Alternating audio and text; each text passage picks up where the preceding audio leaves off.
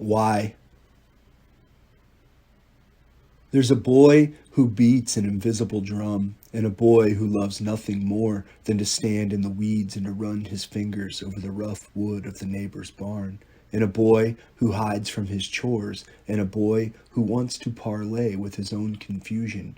And that boy stands here in those weeds now with his eyes closed, and the barnwood is splintery, the sun on his face, and there's something here to be known and felt. It lives inside the wood, a story maybe, or a special secret, and no, he isn't going to catch any fish, and no, he isn't going to learn to use the guns his cousins caress like pretty girls.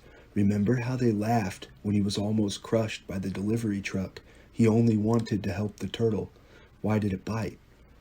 And why is blood red anyway? And why does it burn sometimes in the chest or the stomach to think about certain people? And why do pigs roll around in their own muck? And the old woman, his grandmother, why does she prefer him to all the rest?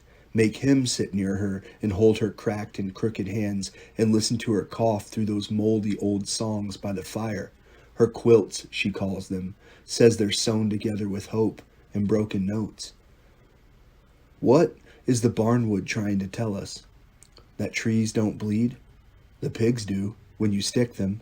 The clouds bleed, sort of, if you think of rain that way. Jesus bled. He sure did. And they say he's coming back, too. But why, after all that was done to him? And why would the pigs even want to be born, when you think of it, if we're only going to stick them? And why would people even want to be born, if all that happens is it burns this way to think about them?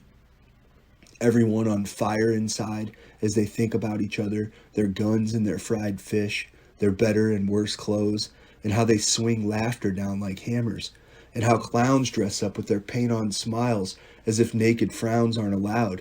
Why can't you just frown if it's a world that makes you frown, or scowl, or cry? And why can't you just stop here if you want, and feel the rough wood of a barn, and listen to the insects, and count your breaths in your own head, which is just like praying if you think about it, without somebody saying, okay, weirdo, it's time to move along, or yelling at you, or asking you to just come inside for a minute. Don't be afraid, it's just for a minute, when inside is some place you know you really shouldn't go.